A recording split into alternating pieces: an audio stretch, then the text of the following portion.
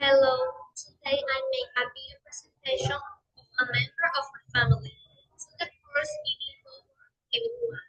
My name is Maria. The member of my family today I present is my roots. 15 years ago, she has 50 years old. She born in San Francisco the 4th of January of 1975. Her nationality is Colombian. She has 3 daughters. Her occupation is her job is community support.